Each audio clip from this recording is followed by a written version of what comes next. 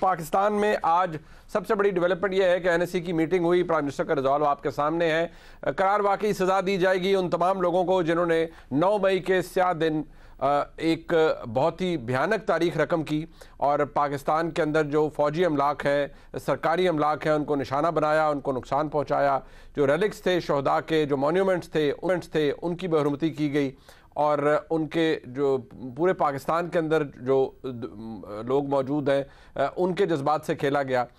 जो शहदा है, यकीनी तौर पर जब इस तरह किया जाता है सरकारी अमलाक के साथ और फ़ौजी अमलाक के साथ, फ़ौजी मॉन्यूमेंट्स के साथ, तो शहदा के जो लवाहिकीन हैं उनके लिए भी ये बात बहुत तकलीफ़ देह है।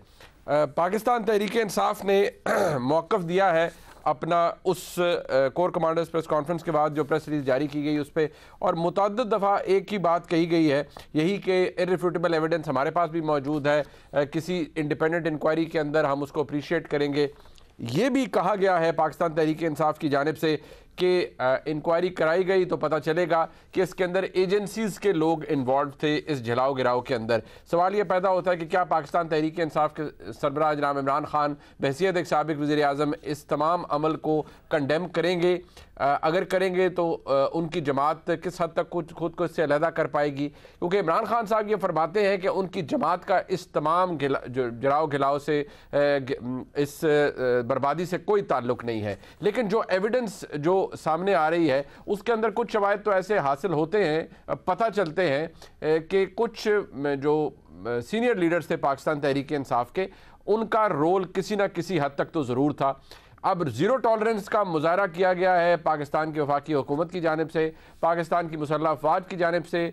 कल जो प्रेस रिलीज़ आई वो बड़ी क्लियर थी, जिसमें ये अदा किया गया कि जो 9 मई के वाक़यात के अंदर लोग मुलव्वस थे उनको ऑफिशियल सीक्रेट एक्ट और पाकिस्तान आर्मी एक्ट के तहत उनके ख़िलाफ़ कार्रवाई की जाएगी। और ऐसा कानून मौजूद भी है पाकिस्तान आर्मी एक्ट के अंदर, ये गुंजाइश मौजूद है कि इवन वो लोग जो सिविलियंस हैं उनको भी ट्राई किया जा सकता है, और उसके ऊपर हम आज के प्रोग्राम में बात भी करेंगे। एक और अहम डेवलपमेंट पार्लियामान के हवाले से ये थी कि आज पार्लियामान के अंदर तौहीन पार्लियामेंट बिल 2023 मंजूर किया गया। ये भी एक दिलचस्प मौका है, ये भी एक हैरान कुन मौका है कि इससे पहले हम प्रिविलेज की, पार्लियामेंट्री प्रिविलेज की बात ज़रूर सुनते थे, इस्तेहकाक की बात सुनते थे, इस्तेहकाक कमेटियों की बात सुनते थे। पार्लियामेंट अगर या पार्लियामेंट की कोई कमेटी किसी अफसर को, किसी इदारे के किसी सरबराह को बुलाती है और अगर वो नहीं जाता तो ये पार्लियामेंट का इस्तेहकाक मजरूर होता है और पार्लियामेंट इस हवाले से ऑलरेडी कह सकती है उस अफसर को, उसके खिलाफ शायद कार्रवाई भी हो सकती है। लेकिन इस कानून के तहत क्या हो सकेगा? जो रिजॉल्व रहा है पार्लियामेंट का पिछले 1-1.5 महीने के अंदर, वो तो ये कि सुप्रीम कोर्ट अगर कोई फैसला करे तो पार्लियामेंट एक करारदाद पेश कर देती है। कहने को तो वो पार्लिमानी करारदाद है, लेकिन उसकी कानूनी सिग्निफिकेंस कोई मौजूद नहीं है। क्या यही साबित करना चाह रही है ये कानून कि हम पार्लियामेंट के अंदर मौजूद बैठे हुए लोग एक सेक्रेट काऊ बन जाएंगे, एक और मुकद्दस गाय बन जाएंगे, उनको कोई हाथ नहीं लगा सकता, वो किसी के हवाले से कोई बात कर जाए तो उस पर कोई सवाल नहीं उठा सकता? और क्या वाकई ये भी इस पार्लियामेंट के अंदर जो कानून बनाया गया है, जो बिल पास किया गया है, क्या उसके अंदर तौहीन को बाकायदा तौर पर डिफ़ाइन किया गया है कि तौहीन है क्या? क्या अदालत के अंदर बैठे हुए किसी कमेंट को भी तौहीन के ज़ुमरे में लाया जाएगा? ये बातें यकीनी तौर पर मुकम्मल ड्राफ्ट सामने लाने के बाद ही सामने आ सकेंगी, लेकिन ये डेवलपमेंट अपनी जगह मौजूद है। मैं अपने मेहमानों का तारुफ करवा देता हूँ। हमारे साथ रियाज फतेहाना साहब मौजूद हैं, सीनियर रहनुमा है इंसाफ के। फतेहाना साहब आपका बहुत शुक्रिया। मलिक अहमद ख़ान साहब मुआविन ख़ुसूसी हैं वज़ीर आज़म पाकिस्तान के और अपनी क़यादत के बहुत करीब हैं, अहम सियासी और जो हुकूमती मामलात हैं उनके अंदर उनकी शमूलियत होती है। बहुत शुक्रिया आपका मलिक साहब। जनाब नुसरत जावेद साहब मुल्क के सीनियर सहाफ़ी हैं, हमारे उस्ताद हैं, बहुत शुक्रिया नुसरत साहब आपका भी। मैं ज़रा ज़रूर चाहूँगा कि बात ज़रा कॉन्टेक्स्ट में आ जाए। वो इसलिए कि अगर हम इस सारे मामले को देखें तो इमरान खान साहब का ये कहना है कि जो जलाओ गिराओ 9 तारीख को किया गया, इसके जो ताने बाने हैं बकौल उनके, ये वो लंदन प्लान का हिस्सा है और ये सब कुछ हो रहा है। इमरान खान साहब ने क्या कहा, जरा सुनिए। मुझे अब ये एक मुनज़्ज़म साजिश नजर आई है जिसके तहत जलाई गई हैं गवर्नमेंट बिल्डिंग्स, ये कोर कमांडर का घर जलाया गया है। जो भी मुझे पता चला है कि तकरीबकारों को बीच में डाला गया बंदूकें लेके, उन्होंने लोगों को इश्तियाल दिया। हमारे पास अब वीडियो एविडेंस है इसकी। मैं ये चाहता हूँ कि एक इंडिपेंडेंट इंक्वायरी हो। ये एक प्लान है, प्लान था पहले से, लंदन प्लान, तहरीक इंसाफ को बैन करना है, इमरान खान को जेल में डालना है, इनके लोगों को हरासा करके जेलों में डालना है, खौफ ज़दा करना है ताकि कोई निकले ना। ये है प्लान। इमरान खान साहब ये कह रहे हैं कि लंदन प्लान का हिस्सा है, और वो ये भी कहते हैं, उनका जवाब जो कि कोर कमांडर्स की प्रेस रिलीज के बाद आया उसमें भी उन्होंने यही कहा कि हमारे पास एविडेंस मौजूद है और पता चल जाएगा कि इसके अंदर एजेंसीज के लोग इन्वॉल्व हैं। लेकिन क्या जिन शख्सियात की फुटेज मैं आपको दिखा रहा हूँ, जिनके क्लिप्स मैं आपको दिखाने वाला हूँ, क्या वो लोग भी एजेंसियों से मंसूब हैं या उनका ताल्लुक पाकिस्तान तहरीक इंसाफ से है?